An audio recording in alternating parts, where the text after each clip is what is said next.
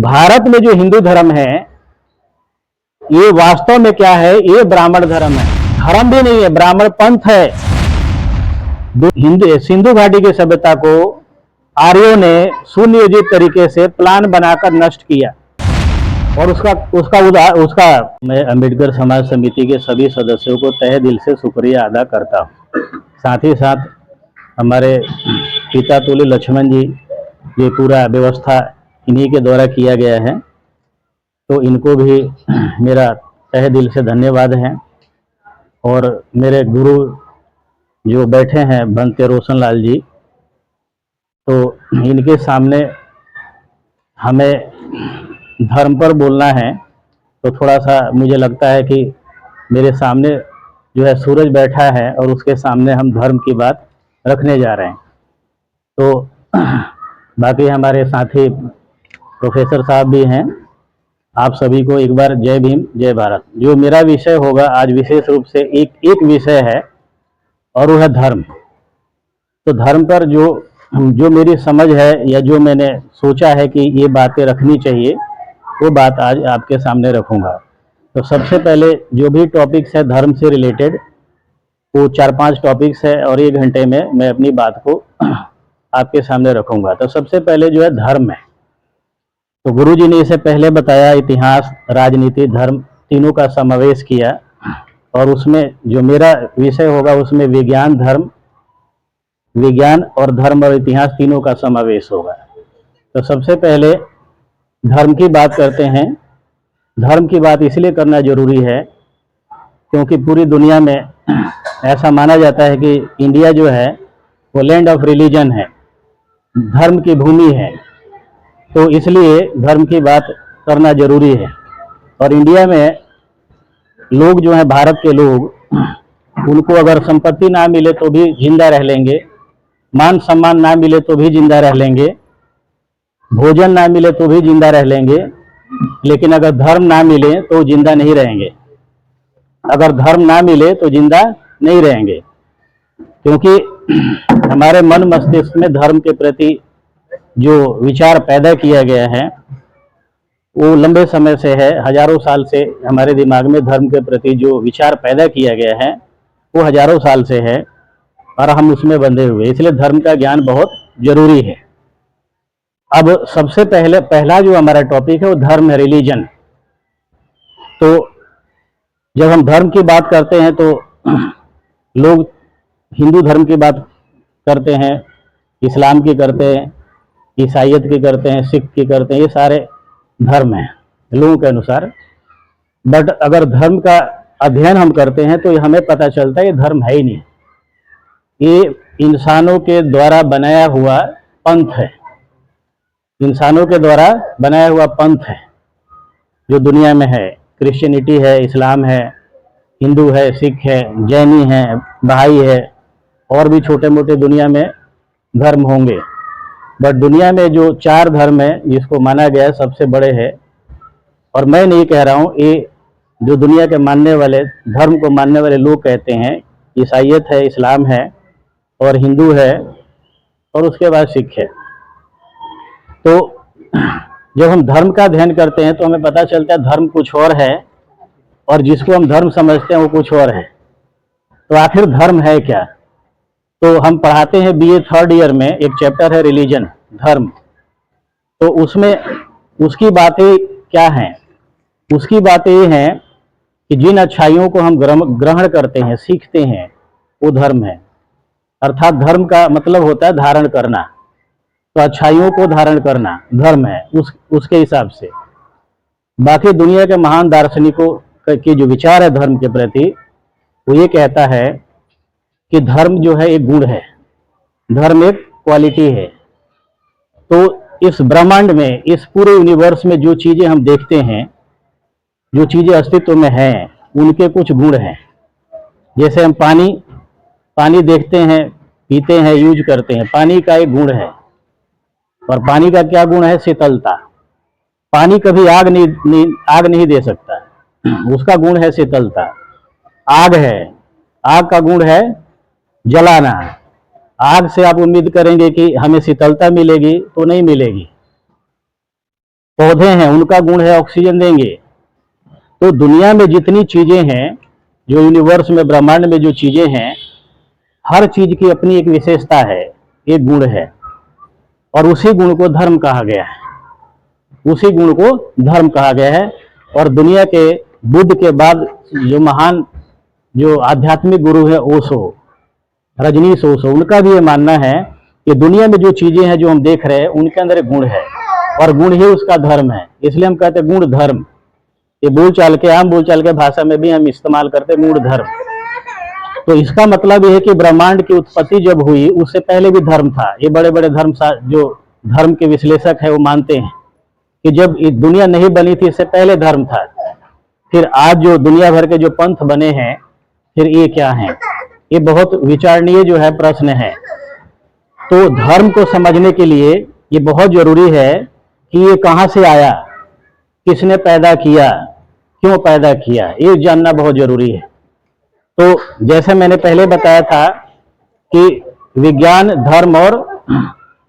और धर्म और इतिहास तीनों का संगम होगा। इससे हमें समझ में आएगा कि आखिर ये धर्म है क्या, और ये जाल है जिस जाल में फंसे हैं वो क्या है, किसने बनाया, क्यों बनाया, कैसे बनाया। तो सबसे पहले हम देखते हैं ब्रह्मांड की उत्पत्ति, यूनिवर्स। जिस यूनिवर्स में हम रह रहे हैं, हम धरती पर रह रहे हैं, 8 ग्रह हैं, ये सभी लोग जानते होंगे। तो 8 ग्रह जो सूर्य की परिक्रमा करते हैं, सूर्य भी है। तो ऐसे जो है हमारा जो यूनिवर्स है ब्रह्मांड, ये कब बना, ये बना 14 अरब वर्ष पहले। ये मैं विज्ञान से शुरू कर रहा हूं और फिर आऊंगा धर्म पे। 14 अरब वर्ष पहले ये पूरा यूनिवर्स बना, ब्रह्मांड। और ये हम नहीं कह रहे, दुनिया के जो बड़े बड़े वैज्ञानिक हैं, जो चांद पर गए हैं, जो चांद पर जाते हैं, मंगल ग्रह पे खोज करते हैं, ऐसे वैज्ञानिकों ने इसको 90% इसको साबित किया है कि ब्रह्मांड किसी चमत्कार, किसी देवी देवता, किसी ईश्वरीय शक्ति का परिणाम नहीं है। ये ब्रह्मांड जो बना है इसके पीछे विज्ञान है, और 14 अरब वर्ष पहले ये घटनाएं घटी थी। तो 14 अरब वर्ष पहले ये यूनिवर्स ब्रह्मांड नहीं था, हम भी नहीं थे, पृथ्वी भी नहीं थे, सूर्य भी नहीं था, आकाश भी नहीं था, पाताल भी नहीं था, धरती भी नहीं, कुछ नहीं था 14 अरब वर्ष पहले। तो ये गुब्बारा था और उसमें ब्लास्ट हुआ, विस्फोट हुआ, और उसको कहते हैं बिग बैंग थ्योरी। पढ़े लिखे जो युवा बैठे हैं वो जानते हैं। उसके बाद से जो है ब्रह्मांड का विस्तार होता गया, और आज ब्रह्मांड जो है बड़ी तेजी से 10 दिशाओं में मतलब हाई स्पीड से, गति से 10 दिशाओं में ब्रह्मांड फैल रहा है। तो जो वैज्ञानिकों ने जब इसको पता लगाया कि ब्रह्मांड फैल रहा है, तो इसका उल्टा रिवर्स सोचना शुरू किया। तब पता चला कि जिस स्पीड से फैल रहा है, अगर उसका उल्टा कर दिया जाए तो कितने साल में वापस आ जाएगा उस बिंदु पर जहां से फैलना शुरू किया। तो पता चला 14 अरब वर्ष के बाद ये जिस स्पीड से ब्रह्मांड फैल रहा है, वो 14 अरब वर्ष के बाद उसी बिंदु पर आ जाएगा जहां से ये फटना शुरू हुआ, बनना शुरू हुआ। तो मेरे कहने का मतलब ये है कि 14 वर्ष पहले ये पूरा यूनिवर्स बना, ब्रह्मांड बना। हमारा सूर्य जो ब्रह्मांड है उसमें कम से कम नहीं तो 100 अरब गैलेक्सियां हैं। वो 100 अरब गैलेक्सियों में 1 अरब में 100 खरब गैलेक्सियां हैं। 1 खरब में 100 अरब होता है, 1 अरब में 100 करोड़ होता है, 1 करोड़ में 100 लाख होते हैं। इतनी गैलेक्सियां हैं, और उसमें एक हमारी गैलेक्सी है आकाश गंगा, मिल्की वे गैलेक्सी। आकाश गंगा में 100 खरब तारे हैं, और उसमें एक तारा हमारा सूर्य है जिसका 8 ग्रह है, और 8 ग्रह पर धरती एक ऐसी ग्रह है जिस पर जीवन है, बाकी 8 ग्रह पर जीवन नहीं। तो जितने वैज्ञानिकों ने इस चीज को खोजा है, अभी तक कोई ऐसा ग्रह इस पूरे ब्रह्मांड में नहीं मिला है जिस पर जीवन हो, धरती को छोड़कर। फिर प्रश्न ये हुआ कि धरती पर जीवन क्यों है। तो ये पता लगा कि धरती पर जीवन इसलिए है, 8 ग्रहों पर जीवन नहीं है धरती को छोड़कर, 7 पर। धरती पर जीवन क्यों है? क्योंकि धरती का सूर्य से दूरी है वो ना ज्यादा कम है और ना ही अधिक है, इसलिए धरती का तापमान जीवन की उत्पत्ति के लिए सपोर्ट करता है। बाकी 7 ग्रहों पर जल नहीं है, हमारी धरती पर जल है जो जीवन की उत्पत्ति के लिए जिम्मेदार है। बाकी ग्रहों पर वातावरण नहीं है, एटमॉस्फेयर नहीं है। धरती पर वातावरण, एटमॉस्फेयर है, जिसमें गैसें हैं, ऑक्सीजन है, नाइट्रोजन है, कार्बन डाइऑक्साइड है, जो जीवन की उत्पत्ति के लिए जरूरी है। तो ये जो कंडीशन है, ये परिस्थितियां हैं, इसने धरती पर जीवन की उत्पत्ति को जो इसने मतलब विस्तार दिया, और इसी के वजह से जीवन पर धरती पर जो है जीवन है। अब सवाल ये उठता है कि किसी दैविक शक्ति ने, किसी चमत्कारी शक्ति ने, किसी ईश्वर ने ये धरती को बनाया, हम सभी को बनाया। अगर प्रश्न ये उठता है तो सवाल है कि फिर सातों ग्रहों पर भी इंसान होने चाहिए। अगर धरती पर इंसान है, भगवान ने बनाया, तो बाकी सातों ग्रहों पर भी भगवान को बनाना चाहिए। और अभी जितनी गैलेक्सियों की खोज हुई, तारों की खोज हुई, पृथ्वी जैसे 40 लाख पृथ्वियों की खोज हो चुकी है जो दूसरे गैलेक्सी में है, वहां पर भी जीवन की कोई संभावना दूर दूर तक नजर नहीं आती। तो अगर भगवान बनाया होता तो बाकियों पर भी भगवान बनाता। तो इसे समझ में ये आता है कि ये जो इसके पीछे जो है विज्ञान है, और विज्ञान का सिद्धांत काम करता है ये यूनिवर्स बनाने में, ये धरती को बनाने में, और हमारे जीवन को बनाने में। इसी बात को दुनिया के पहले वैज्ञानिक गौतम बुद्ध इसी बात को अध्यात्म के जरिए, मेडिटेशन के जरिए इस बात को समझा था कि सृष्टि चला कौन रहा है। तो जब ध्यान में बुद्ध होते थे तो ध्यान के माध्यम से उनके शरीर के अंदर करोड़ों जो रिपल्स, जो ध्वनियां पैदा होती थी, वेव, तरंगे, लहरें, उसके माध्यम से बुद्ध को ये ज्ञान समझ में आया, पता चला कि जो करोड़ों लाखों जो रिपल्स, जो वेव, तरंगे जो पैदा होती हैं, वो होती है ऊर्जा। और ऊर्जा पैदा कब होगी? जब हमारे शरीर में हम भोजन लेंगे। तो भोजन तो ले नहीं रहे थे, 7 दिन तक बैठे थे पीपल के पेड़ के नीचे, तो भोजन ले नहीं रहे थे, तो ऊर्जा का लेवल डाउन हो रहा था, गिर रहा था। इस बात को समझा बुद्ध ने। फिर उनको समझ में आया कि जब ऊर्जा का लेवल डाउन हो जाएगा, जीरो हो जाएगा, तो आदमी की मौत हो जाएगी। तो मेडिटेशन के द्वारा पूरी सृष्टि को, नेचर को भगवान बुद्ध ने समझा कि हो कैसे रहा है, चला कौन रहा है, क्यों चल रहा है।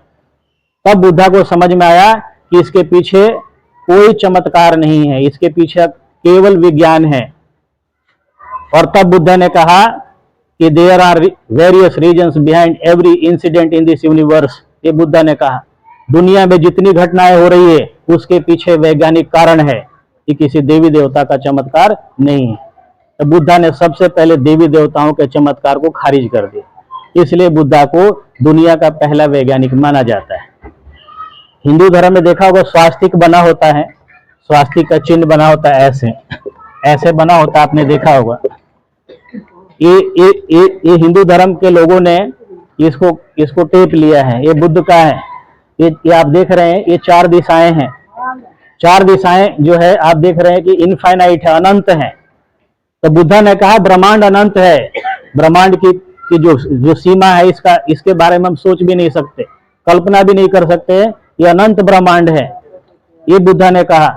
आज जो चीज भी हम देख रहे हैं, ग्रह देख रहे हैं, नक्षत्र देख रहे हैं, तारे देख रहे हैं, जीवन देख रहे हैं, इसके पीछे विज्ञान है। ये बुद्ध ने पहली बार इस बात को कहा। तो इसके बाद हम ये देखते हैं कि जीवन की उत्पत्ति धरती पर कैसे हुई। ये जानना इसलिए जरूरी है कि जब तक ये नहीं समझ में आएगा हमें, तब तक धर्म के लफड़े से हम बाहर नहीं निकल सकते। हम सीधे आ जाते हैं राजनीति पर और पॉलिटिकल पार्टियों पे। वो आज का विषय हमारा नहीं है। आज श्राद्ध का अंतिम दिन है, ये भी आप लोगों को पता होगा, जो चल रहा था श्राद्ध। तो इस पर बाद में आएंगे, है क्या वो बाद में आएंगे। फिलहाल जीवन की उत्पत्ति धरती पर 380 करोड़ वर्ष पहले हुई। 380 करोड़ वर्ष पहले जीवन की उत्पत्ति धरती पर हुई। तो जीवन की उत्पत्ति धरती पर क्यों हुई? क्योंकि जीव बनाने के लिए जो चीजें हैं वो धरती पर थी। तो जरूरी चीजें क्या है? वाटर, पानी, methane gas, carbon dioxide gas. ये जो गैसें थी, पानी, समुद्र, उस समय 380 करोड़ साल पहले लोग नहीं थे, पानी था समुद्र में, ये गैसें थी। इन गैसों के मिलने से, पानी के मिलने से, आग के मिलने से, आग क्या था? बिजली का चमकना, वो आग का काम किया। इसमें आग जोड़ सकते हैं। तो इनके मिलने से पहला जीव बना धरती पर। थोड़ा सा ध्यान देना, ये बहुत इंटरेस्टिंग होगा, 1 घंटे में आप बोर नहीं होंगे, ये मेरा वादा है। ध्यान ध्यान देना है। 380 करोड़ वर्ष पहले पहला जीव बना समुद्र में, जिसका नाम था साइनोबैक्टीरिया, जिसका नाम था साइनोबैक्टीरिया। उसको बोलते हैं नीला हरा शैवाल, साइनोबैक्टीरिया, ब्लू ग्रीन एल्गी, पहला जीव बना समुद्र में। उसी जीव से एक छोटा कोशिका था जिसको देख नहीं सकते, लाखों साल के बाद उसमें परिवर्तन आया, चेंज आया, और उसी से बाकी जीव बने। तो जीवों की उत्पत्ति समुद्र में हुई, वहां से कुछ जीव बाहर आए, बाहर आने के बाद उनमें विकास के कार्यकाल में उनमें चेंजेज आए, परिवर्तन आए उनके शरीर में, और फिर एक जीव से दूसरा बना, दूसरे से तीसरा बना, तीसरे से चौथा बना। तो 380 करोड़ साल पहले इस धरती पर जीव पैदा हुए। 6 करोड़ वर्ष पहले इस धरती पर बड़े बड़े डायनासोर थे, आपने नाम सुना होगा डायनासोर, 6 करोड़ वर्ष पहले। और इंसान तो अब आया है, पहले धरती पर इन बड़े बड़े जानवरों का राज हुआ करता था, इंसान तो काफी बाद में आया है।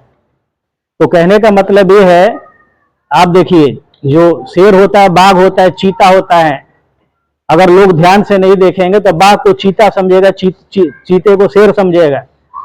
इसके पीछे कभी दिमाग लगाइए, ये शुरू में एक ही थे, उनमें विकास के कार्यकाल में इनके शरीर में चेंजेस आए, परिवर्तन आए, और उसे ये 1 से 2 बन गए। शेर जो है, शेर, बाघ और बिल्ली को देखिए कितनी समानता है। बिल्ली उसी जाति की है, बिल्ली के भी मूंछ होते हैं, बाघ के भी मूंछ होते हैं, बिल्ली भी जंप लगाती है, शेर भी जंप लगाता है, बिल्ली भी मांस खाती है, शेर भी खाता है। तो इनका जो फैमिली परिवार है, एक से ही पैदा हुए हैं। अब आ जाइए, हमारी उत्पत्ति बहुत पुरानी नहीं है, जब सारे जीव धरती पर आ गए, लास्ट में इंसानों की उत्पत्ति हुई, लास्ट में हम बने। और कितने साल बने, कितने साल पहले बने? 2 लाख वर्ष पहले इंसान भारत इसमें धरती पर आए, 2 लाख वर्ष पहले। इससे पहले सारे जीव बन चुके थे। तो 2 लाख वर्ष पहले इंसान धरती पर आया। कैसे आया? हम भी बंदर से बने हैं, ये पढ़े लिखे लोग जानते हैं, हम भी बंदर से बने। तो बंदरों, आज भी बंदर है दुनिया में, और हम भी बंदर से बने हैं। अब सवाल ये है कि आज भी बंदर है, उसी बंदर से इंसान बन गया, ये कैसे संभव है? इसलिए संभव है कि जिन बंदरों ने प्रयास किया वे इंसान बने, जिन बंदरों ने प्रयास नहीं किया वे बंदर ही रह गए। और 19वीं सेंचुरी में चार्ल्स डार्विन का जब थ्योरी आया पूरी दुनिया में, एवोल्यूशन ऑफ लाइफ, उसकी जब थ्योरी आई, जीवन की उत्पत्ति चार्ल्स डार्विन की, पूरी दुनिया को इसने हिला दिया।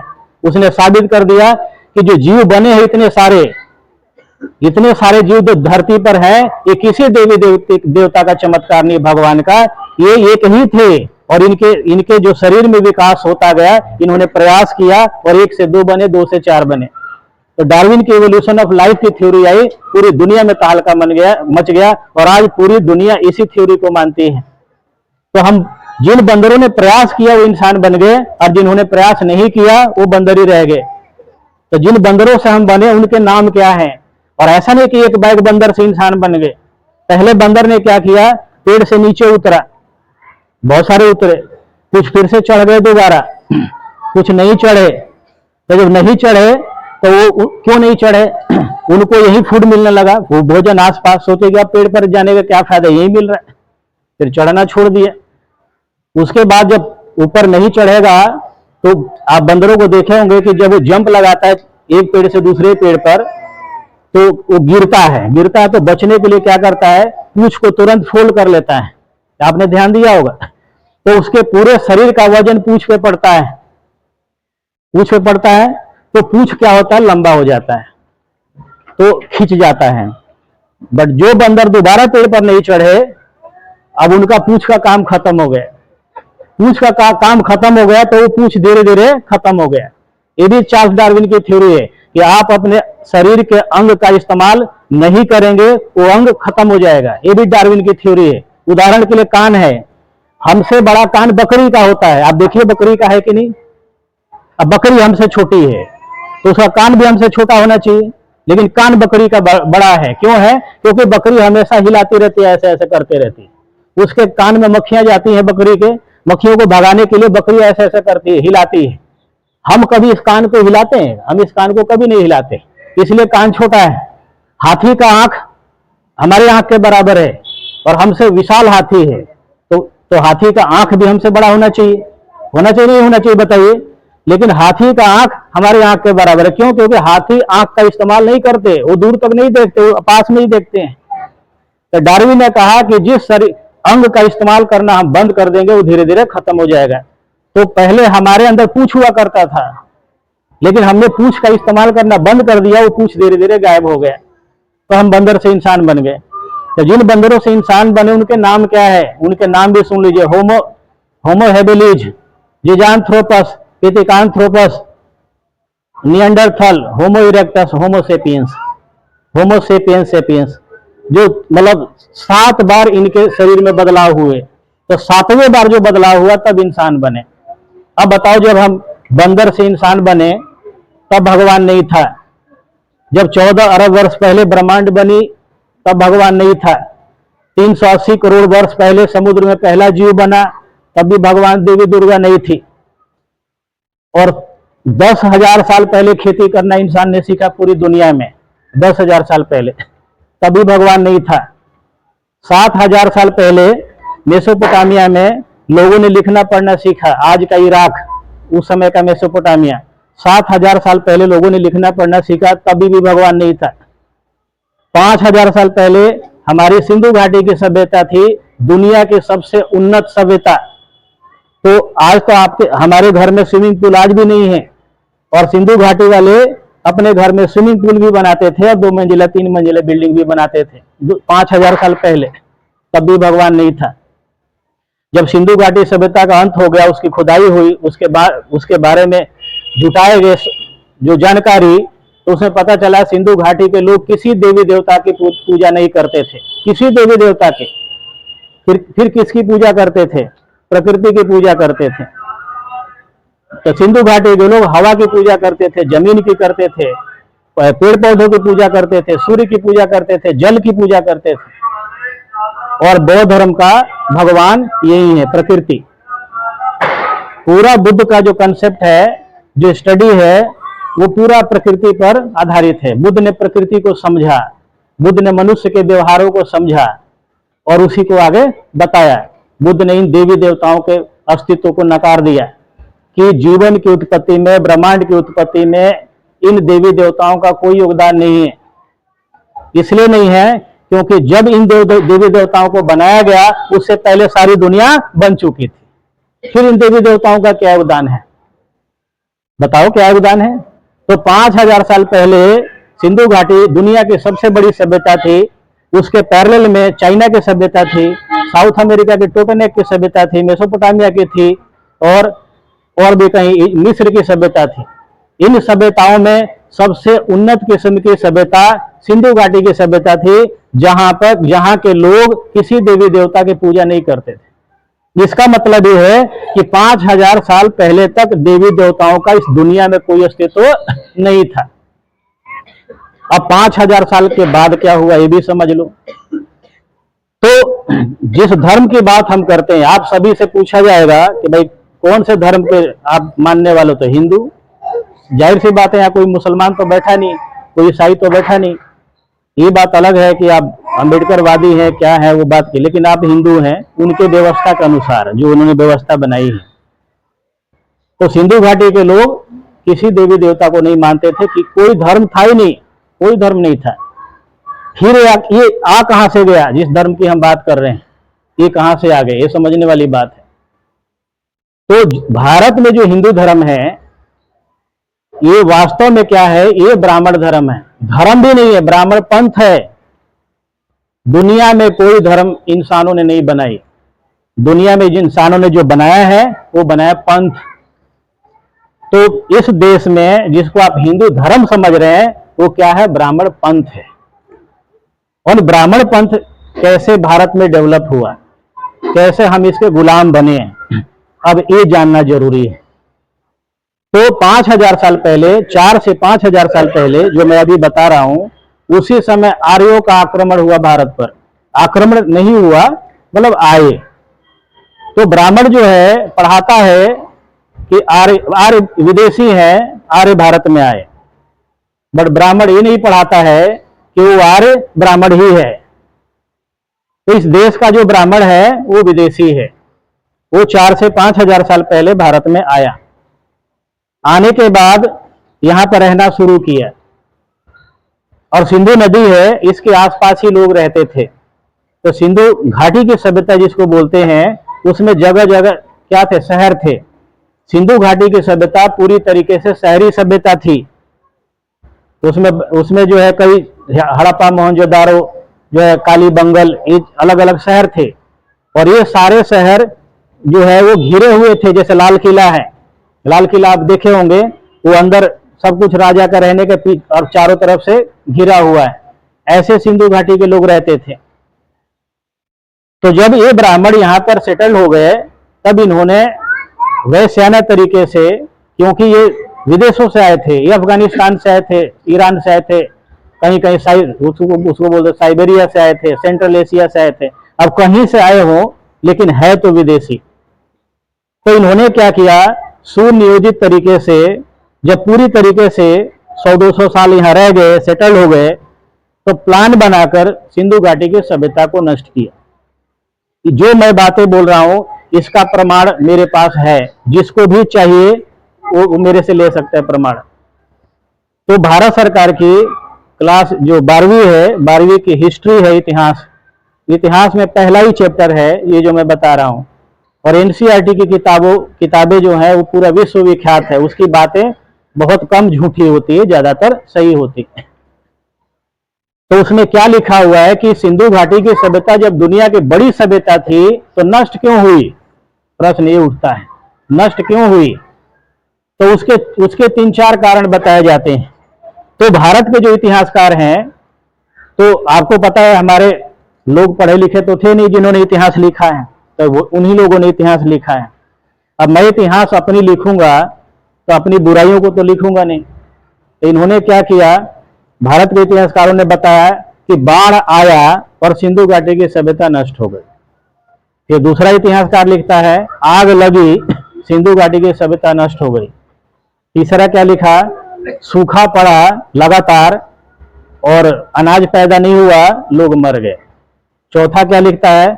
आपदा आई, प्राकृतिक आपदा जैसे कोरोना आया था, सारे लोग मर गए। ये भारत के इतिहासकार लिखते हैं। और अंग्रेज इतिहासकार क्या लिखते हैं कि सिंधु घाटी की सभ्यता को आर्यों ने सुनियोजित तरीके से प्लान बनाकर नष्ट किया, और उसका प्रमाण देते हैं। और प्रमाण हड़प्पा में मिला है।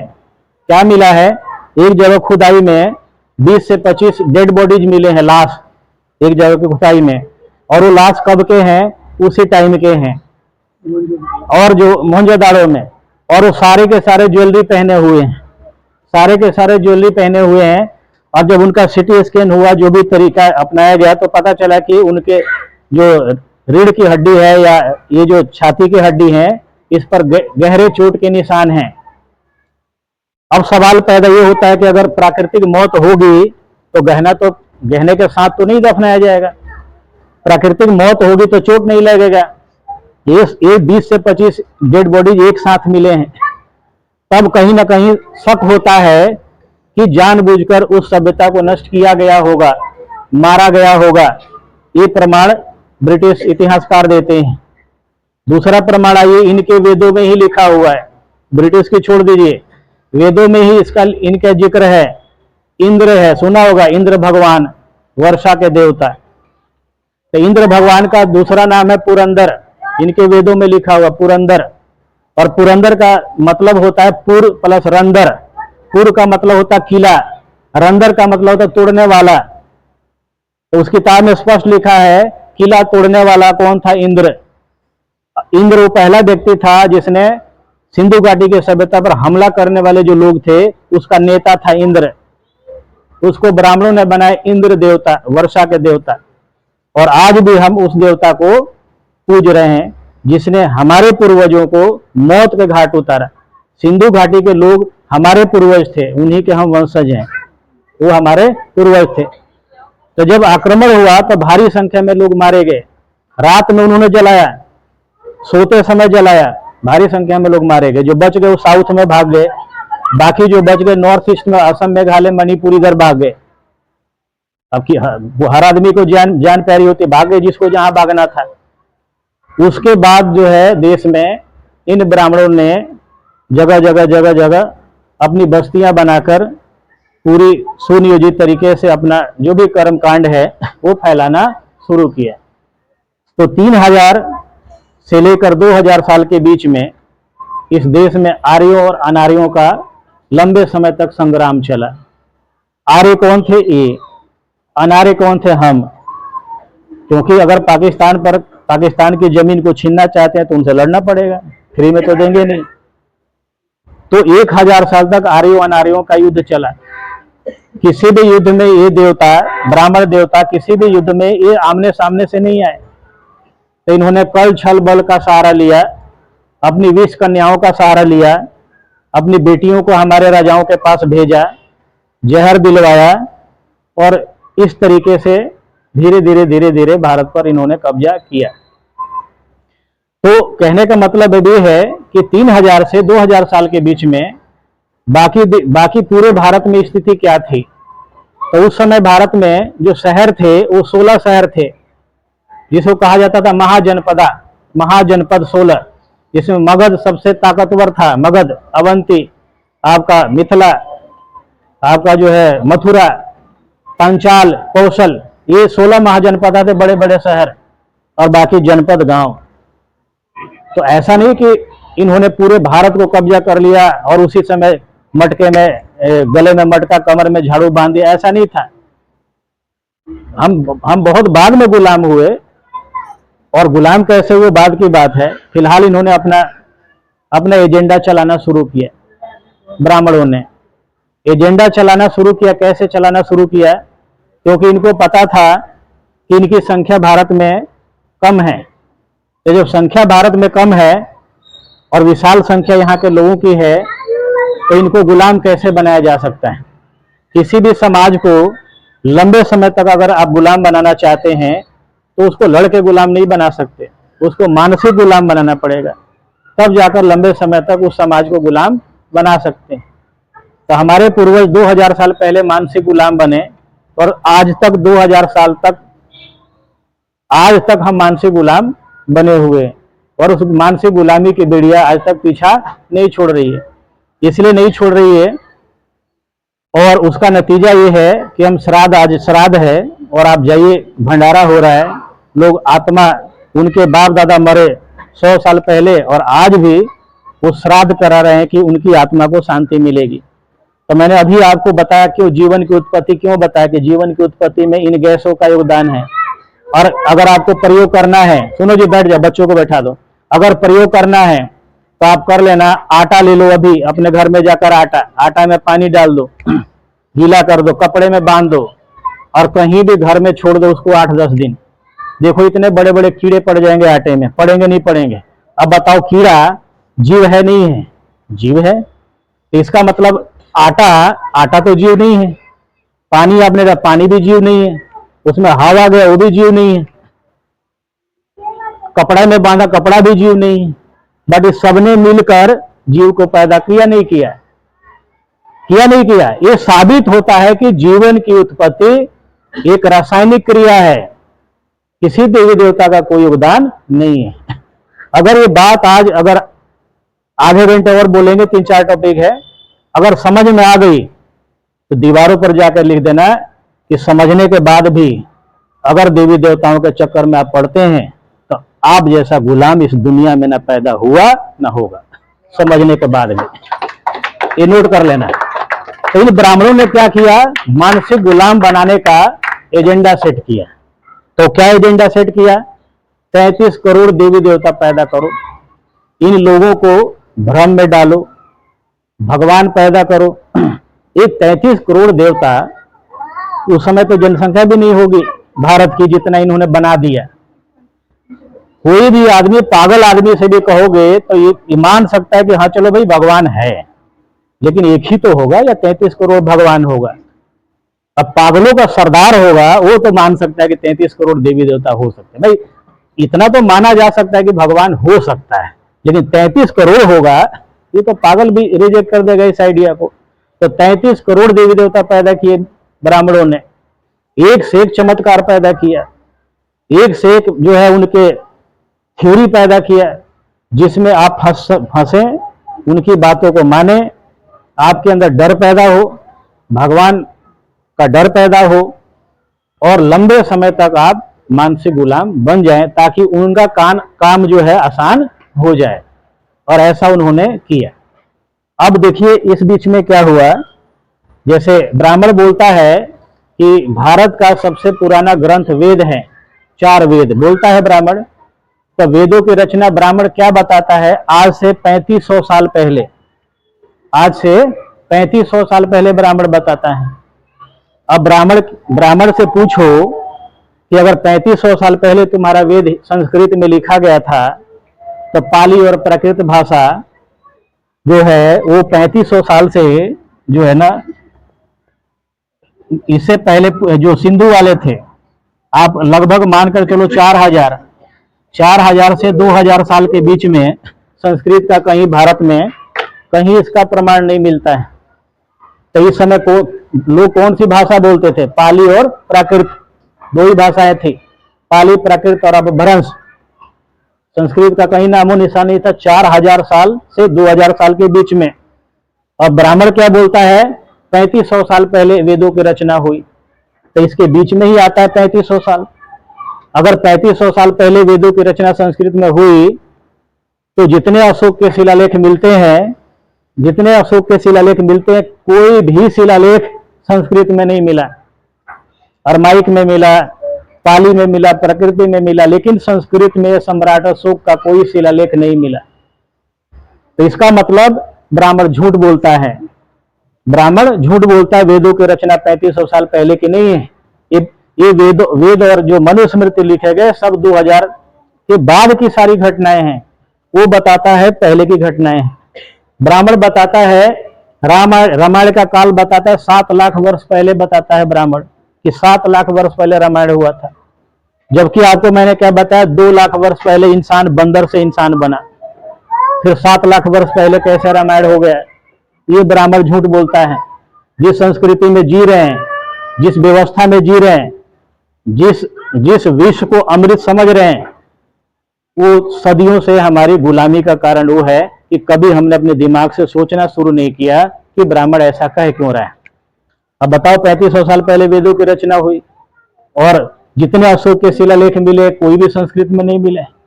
इसका मतलब कि संस्कृत भाषा नहीं थी, है कि नहीं। तो इन ब्राह्मणों ने क्या किया, जैसे आपको बताया 33 करोड़ देवी देवता पैदा किए, भूत प्रेत डायन पिचास जादू टोना, ये इनका देन है इस दुनिया में।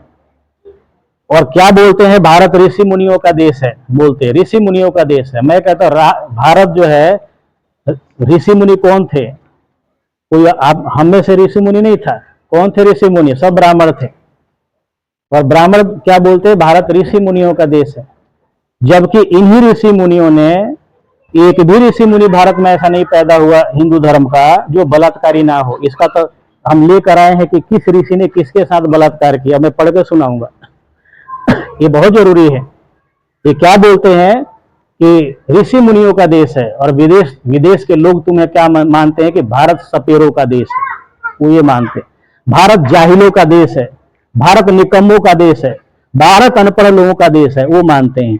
और यहाँ प्रचार क्या करते हैं कि भारत ऋषि मुनियों का देश है। ये ब्राह्मण प्रचार करता है, झूठा प्रचार।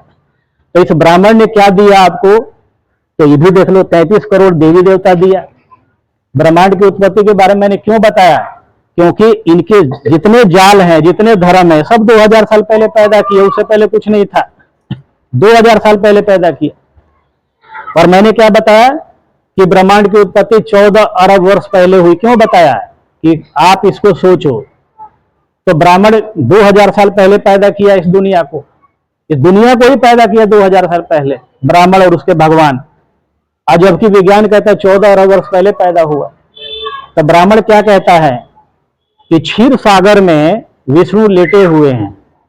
उसके ग्रंथ कहते हैं कि क्षीर सागर में विष्णु लेटे हुए हैं, और विष्णु ने ब्रह्मा जी को पैदा किया, और ब्रह्मा जी ने जो है सृष्टि की रचना की, यही कहता है। अब ब्राह्मण से पूछो कि भाई क्षीर सागर, क्षीर का मतलब होता खीर, अब बताओ, 5 समुद्र है बड़े इस दुनिया में, बड़े बड़े 5 ही है ना। कोई ऐसा समुद्र बता दो जो खीर का समुद्र हो, दूध का समुद्र हो। अगर दूध का समुद्र होता तो यूरिया वाला दूध 34 रुपया आधा लीटर पैकेट नहीं मिलता। इस दुनिया में कोई समुद्र दूध का, खीर का नहीं। तो ब्राह्मण के ग्रंथ क्या बताते हैं कि क्षीर सागर में विष्णु लेटे हुए हैं और ऐसा सागर दुनिया में कोई नहीं है। फिर क्या बोला, ब्रह्मा जी को जन्म दिए और ब्रह्मा जी ने सृष्टि बनाई, ये ब्राह्मण कहता है। अब ये कहीं से मानने लायक है? आपको लग रहा है कि ये बात सच्ची हो सकती है? और उस जो ब्रह्मा जी ने सृष्टि बनाई, वो केवल लोग भारत के ही जानते हैं कि ब्रह्मा ने सृष्टि बनाई। ना वियतनाम के लोग जानते हैं, ना ताइवान के जानते हैं, ना जापान के जानते हैं, ना कोरिया के जानते हैं, ना अमेरिका के जानते हैं, ना यूरोप के जानते हैं। केवल भारत के लोग ही जानते हैं कि सृष्टि की रचना ब्रह्मा ने की। और वो भी देखो कैसे की, अपने मुंह से पैदा किया। किसको? ब्राह्मण को। अपने मुंह से पैदा किया ब्राह्मण को। अब बताओ, जितने इनके कर्म कांड वेद है, 18 पुराण है, हमें लगता है कि ये भांग धतूरा ताड़ी गांजा पी कर लिखे हैं। दुनिया में आप बता दो, मुंह से इंसान कैसे पैदा हो सकता है? जो सृष्टि की रचना है, जो तरीके पैदा है, उसी से होगा। तो मुंह से पैदा कर दिया। अब मुंह से बताओ कैसे पैदा हो जाएगा?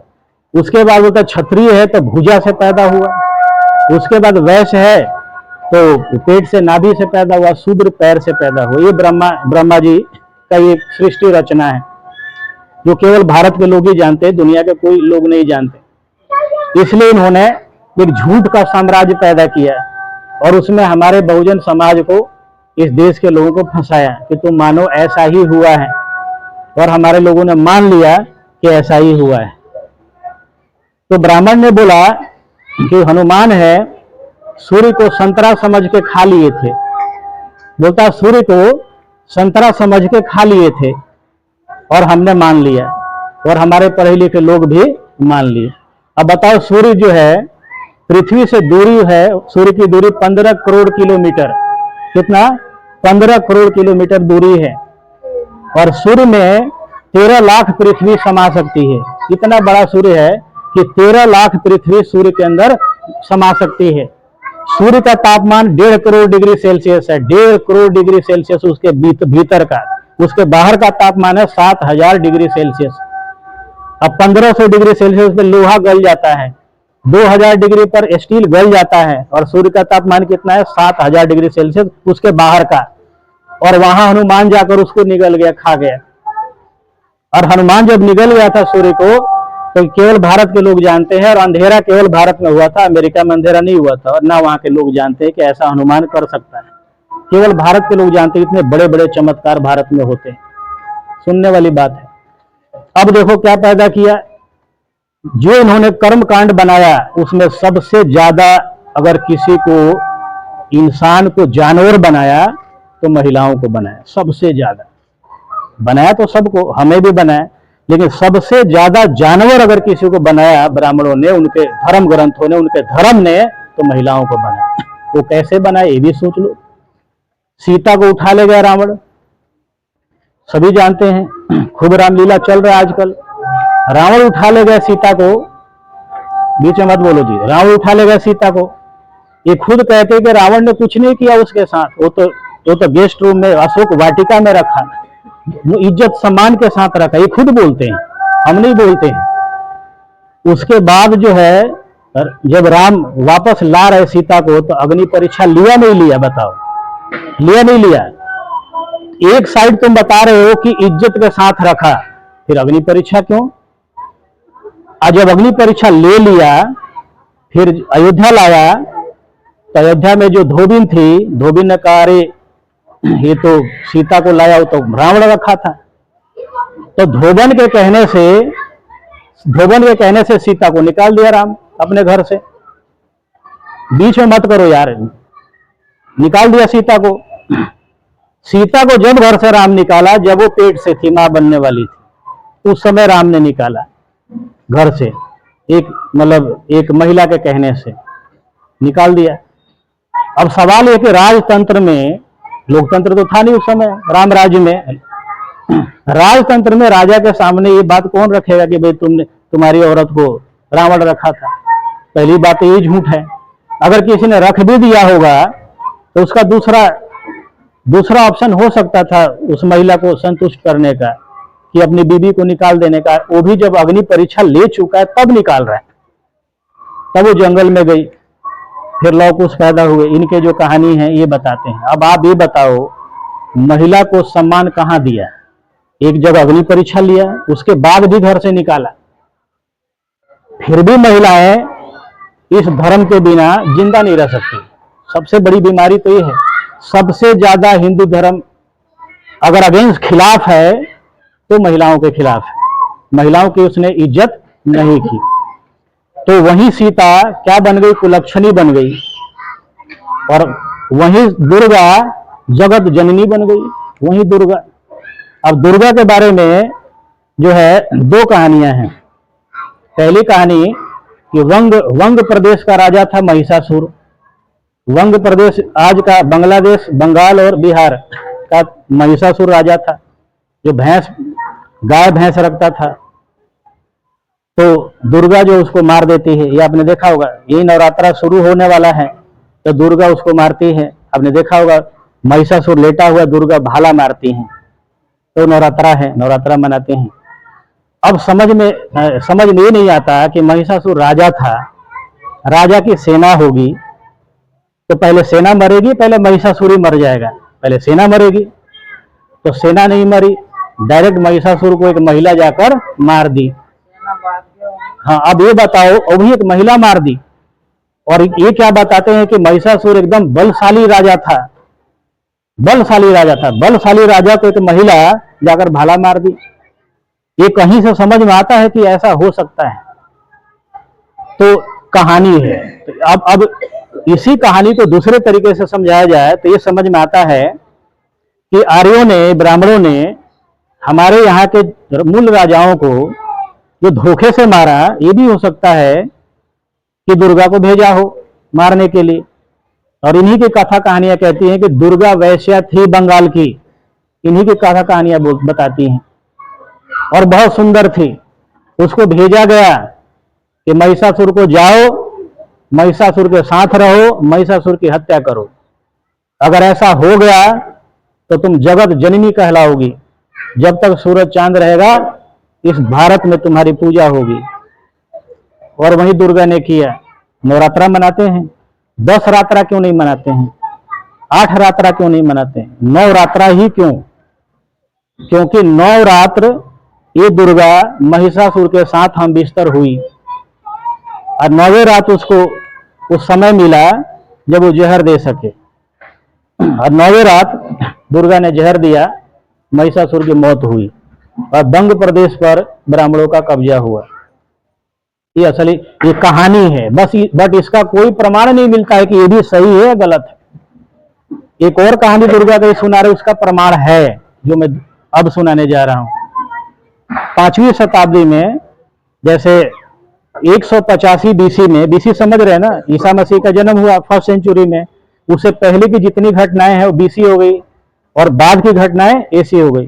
तो कहने का मतलब ये है कि 185 बीसी मतलब ईसा मसीह का जन्म मान लो कब हुआ? 1st सेंचुरी में। तो 185 बीसी में मतलब आज से 2200 साल पहले, सीधी सीधी भाषा में कहें तो आज से 2200 साल पहले मौर्य साम्राज्य का खत्मा हो गया, अंत हो गया। मौर्य साम्राज्य जिसका महान राजा अशोक था, 2200 साल पहले खत्म हो गया। तो उसके बाद मौर्य साम्राज्य जो था 140 वर्ष रहा भारत में। मौर्य साम्राज्य 140 वर्ष में पूरा भारत जो था बौद्धमय था। लेकिन सम्राट अशोक ने किसी भी व्यक्ति पर दबाव नहीं दिया कि तुम बौद्ध धर्म को मानो ही। स्वयं सम्राट बौद्ध थे, लेकिन सभी धर्मों के लोगों के लिए ये उसमें था व्यवस्था कि जो चाहे जो मान सकता है। मौर्य साम्राज्य के पतन के बाद भी लगभग 500 साल तक पूरे भारत में भारी संख्या में बौद्ध के अनुयायी थे और बौद्ध राजा थे। और 5वीं शताब्दी में पाल वंश का शासन था भारत पर। 5वीं शताब्दी में पाल वंश का शासन था और पाल वंश के राजाओं ने जो मूर्तियां बनाई बुद्ध की, एक ऐसी मूर्ति मिली है जिसमें एक महिला है, महिला के जो 4 हाथ है, 2 इधर से 2 इधर से, और उसके सिर के ऊपर बुद्ध बैठे हुए हैं। ये पाल राजाओं के द्वारा बनाया हुआ एक मूर्ति मिला है। अब पाल राजा जो थे वो बौद्ध थे। अब सवाल है कि अगर दुर्गा अभी कहानी मैंने आपको बताया उस हिसाब से है, तो भाई पाल राजा तो ये काम नहीं कर सकते। तो इसका एविडेंस, ऐतिहासिक एविडेंस ये मिलता है कि पाल राजाओं ने महिलाओं को सबसे पहले शक्तिशाली दिखाया। पाल राजाओं ने महिलाओं को शक्तिशाली दिखाया कि महिला कमजोर नहीं होती, महिला अबला नहीं होती, शक्ति का प्रतीक है। और उस प्रतीक को दो दो हाथ के रूप में दिखाया कि देखो हम भी डबल हैं, बलशाली हैं, इसका प्रमाण है। अब सवाल दो उठता है कि अगर इस थ्योरी को मान लिया जाए कि पाल राजाओं ने महिला को शक्ति के रूप में दिखाया कि भाई दुर्गा के दो दो हाथ कर दिए कि भाई हम भी शक्तिशाली हैं, अगर इसको सही मान लिया जाए, फिर नवरात्रा क्यों, क्या जरूरत है मनाने की? इसका मतलब कि वो कोई देवी है ही नहीं। इससे पहले की कहानी, जब महिषासुर के साथ हम बिस्तर हुई, महिषासुर को जहर दिया और ब्राह्मणों के अंडर में पूरा बंग प्रदेश आ गया। अगर ये बात सही है तो भी दुर्गा हमारी हत्यारन है, हमारे महापुरुषों की हत्यारन है नहीं है? तो दोनों थ्योरी से हमें समझ में आता है कि दुर्गा से हमारा कोई लेना देना नहीं है। फिर दुर्गा से हमारा कोई लेना देना है ही नहीं, फिर नवरात्रा क्यों मनाते हो? पहले इसका जवाब दे दो, कौन मनाता है? और सीधी सीधी बात नहीं सोचते कि नवरात्रा का मतलब 9 रात, तो 9 रात में हुआ क्या था? अगर इतना भी समझ में आ जाए तो भी प्रश्नों का उत्तर मिल जाए। लेकिन इतनी भी बुद्धि मारी गई है, ये नहीं सोचते कि नवरात्र हुआ क्या था, दुर्गा ने क्या किया था महिषासुर के साथ। तो दोनों थ्योरी से हमें समझ में आता है कि दुर्गा भगवान नहीं थी, उसको बना दिया जगत जननी, और हमारे लोगों ने मान लिया। अब देखना नवरात्र